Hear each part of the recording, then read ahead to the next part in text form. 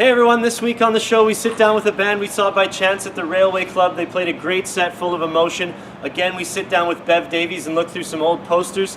This is episode 79 of In It to Spin It with Bastard Poetry.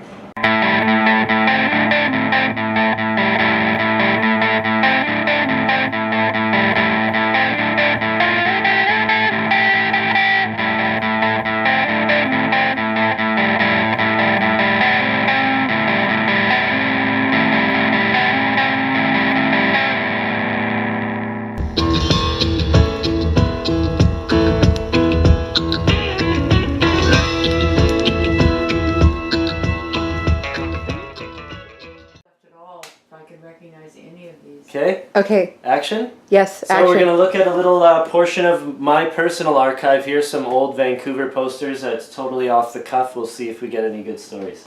Ready? Yeah. Action. Oh, one of Bob Mercer poster. Bob Mercer is still around, and he says that he made posters that you could read from across the street. Nice. So you knew instantly who made this? Yeah, because I recognize his work. Well, that's a good start. Bludgeon Pigs. Excellent. Yeah. Excellent. That, not familiar. Oddfellows Hall, though? Is that an old venue? But here? guess who's playing guitar for Art Bergman at the Commodore at the moment? Who? AKA guitarist, what's his name? That writes it for the Straight. He's going to play guitar. And the Courtneys are opening that show. Are they? Who have been on here. The Fastbacks. My birthday. Alex Vardy. Alex Vardy. Alex okay. Vardy is going to play. Town Pump. What have we got here? Oh, I don't know. I've never seen this poster before. No? No, but this one I know. Yeah. Yeah, again, Bludgeon Pigs. There we go. Nice. That poster I've never seen before. New York Theatre. Skinny Puppy, yeah. Nardwar's first show was Skinny Puppy, so I wonder if that was it. Yeah, maybe. Because the first show that he saw was a Skinny Puppy at the York Theatre. Yeah, maybe that's it. That might be This is a favorite of mine. DOA No Means No in Soundgarden. Wow. At Graceland. Wow. And they even spelt it with a space. Wow. So I've pretty never seen that before. pretty unheard of. If those are the feet from the cover, the DOA cover, Yeah. they're Joe's first wife's feet. The Subhumans again. At the windmill. I wasn't photographing, and No. the rabbit. And there's on the back here, there is a set list that could or could not be a Ramones show, but I doubt it is. But Basement's a Ramones song, Chainsaw, 53rd and 3rd, Cretin Hop, they're all Ramones, but I don't know whose it is or how we could ever find that out. Well, I would look up some of the ones that you don't know. Well, I have, and some are and some aren't, but I doubt it is. What are the odds that it's a Ramones set list? This is kind of cool. Soul Asylum, that's later though. Oh, I would think it might be Ramones. You Bob's think? your uncle, that's the woman that's Suk Yin. Yeah, Yeah, she's she very came nice. from here. Yeah, I remember she told me that she was doing that. DOA again. Private School. This is the band that Dave Gregg was in before he was in DOA. Yeah. He just passed away this year, right? Yeah. Mm-hmm. Him and his wife were running some sort of poster and They thing did. out of They New worked York, with Jerry. They worked with Jerry, and they did Jerry Barrett, and they did Rolling Stones. They would do T-shirts out on the Rolling Stones tour, and they would do. Yeah. And same with Nick from the Pointed Sticks. Dale from Noise Yeah. got me in touch with them because he had a poster I wanted. Another DOA. Go for 3. I've never seen that poster. It's beautiful. Yeah, It's really it's quite nice. Okay. Modernettes. My photograph. This is yours? Oh. Yeah. Nice. Oh, I've never seen that before. Well, I mean, I've seen the photograph before. I don't think I've ever Young seen Canadians. See, there's Los Cheryl Street. Populeros. There they are. Boy. And the Triumph of the Ignoroids, it's been bootlegged a lot, and Yeah. then there were 2 versions of it that came out because it was a censored version that came out. Oh, this is a cool poster. I really That's like beautiful, this one. yeah, and I don't know who did that. I really like that one. I mean, this Fastback. part I would think would be Bob, but This is pretty punk. Handmade with stencil, 1980. yeah. Do it yourself. Maybe Yeah. they did each individual one. Yeah, no, they probably photocopied. Subhumans. I haven't seen this photograph of the Subhumans. That's an early one. Yeah, they're young, hey? I just found a Subhumans record for $2 in New West. Wow. Very lucky. This is at Langara. Yeah, Langara. No. Weird. Wasn't there. Let's go back one. Is that the... So this was a fold out that went, what's on the other side of it? That went in one of the records. Oh, was it? Yeah. Yeah. Because this showed up a few times, but it showed up just lately in the punk thing on Facebook, and people were whining and complaining about it. About this. Okay. I can't remember what their big thing was about it, but they didn't like it. Subhumans. This is a cool one too. This is the show at the Smiling Buddha that the police raided and took everybody off to jail for being drunk and disorderly in a public place. Really? And I was at the cave watching the Pointed Sticks, and then I went to this to see the Subhumans, and the whole place had no one there. Nothing going on. And so then I went over to the police station. Really?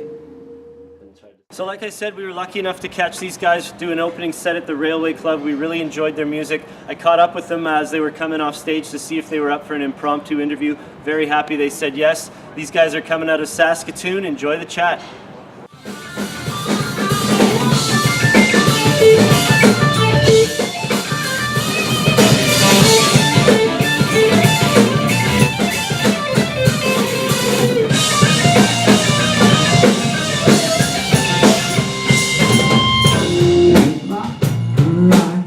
Wish I had more could gave her. I'd give up everything for one last chance to say come on, wish I had more could gave her. I'd give up everything. Action? Action.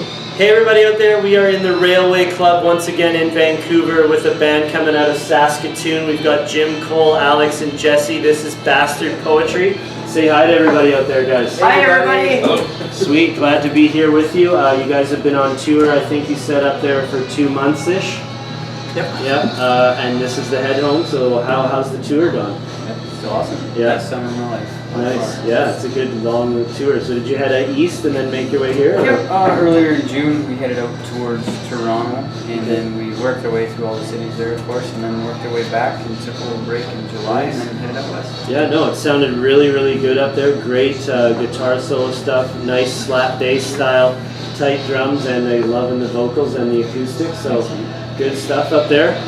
Tell us a little bit about yourselves. I know nothing about you. This is an off-the-cuff interview. I've got nothing written. I don't even know how many albums you guys have out, anything, so give us the lowdown on how long you've been together. Well, the band's been together about a year and 3/4. We recorded our debut album last summer and released it in the fall. Okay. And we've been touring Is that. that independent or? Yeah, independent. We had help from the studio and Moose job, but basically we all collaborated on it. So we're still our own entity. And we're just in the process of doing a Kickstarter campaign for our second album. The next one. Yeah, and it's doing very well. We've already hit our minimum, which is half of our budget. So if we can get it all the way up to the full budget, that's more than we could ever ask for. Nice. So I guess now that the tour is winding down, that's what we're going to be focusing on. Yeah, we're going to come off the tour and be well rehearsed, right? We've been playing nonstop, so it'll be the perfect time for us to record. Okay. And what's the new album going to sound like? Give people a taste, maybe. Is it the same sort of style? It's changed. It's more collaborative in the songwriting. As far as the style goes, it's basically just music. Each one of the songs has probably a different genre, but it's all tied together with similar instruments and tones. Okay. But the message of the album is something that makes it beautiful to live. So that is a theme that is reoccurring in each one of the songs. It demonstrates a point or an experience that has made it beautiful to live. Okay. Well, that's cool. That's very well spoken. Not a lot of bands have a constant theme through the whole album. That's awesome.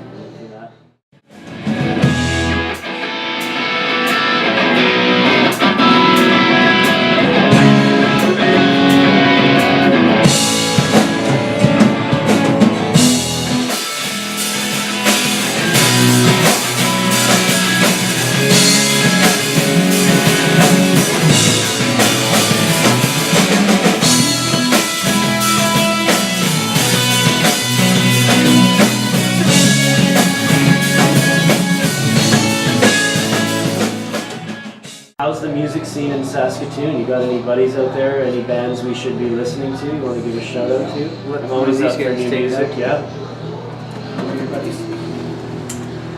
One band would be Castaway. Okay, Castaway. Chris and Jesse, and we have 2 new guys. Okay. New guys that I don't know that well. What's the music scene like out there? A lot of bands, enough venues for you guys to get gigs at? Or? It's not such a big I guess scene as far as the distance and whatnot. But we have a street called Broadway, and there's a lot of bands that have been playing. Yeah. A lot of buddies of ours that have hit the streets, and Broadway is like, I guess, the epicenter of where everyone's playing. Okay. And kind of like where all the venues are. Yeah. That's where the music happens. Yeah. So there's enough going on. About there. 4 or 5 venues. Yeah. You know, that seem to do most of all the live music, original music wise. Nice. Okay, well, you guys played in Toronto. We got to point out the War Baby shirt, the Vancouver connection. What was that part of? You said music week out in Toronto. Canadian music. How'd you get involved in that? We applied in an online process where they kind of adjudicate like your overall presence online and your albums and stuff, and they basically showcase you to other markets. Yeah. Something like Germany, like there's a big contingent from Germany shopping for Canadian bands to bring to festivals. That's funny because I literally 3 or 4 days ago got a message from a German TV show that wanted to use one of these interviews. That's sweet. Yeah, so maybe there's some, some connection. Sort of, because War Baby played there. I've interviewed War Baby, so it's an incredible experience. Like any band that has the opportunity to go should go to something like that just to see what it's all about, because it's amazing how much is out there for you to do. Yeah. And just playing for another demographic. Well, the people you meet there, it's incredible. Like, you just go to different venues and just meet other bands. And like War Baby, for instance, like we'd have never heard of them had we not been there and just been exploring different music and meeting new people. It was awesome. Yeah, cool. Yeah, it's funny to see the shirt. It's good. It's good. Good coincidence.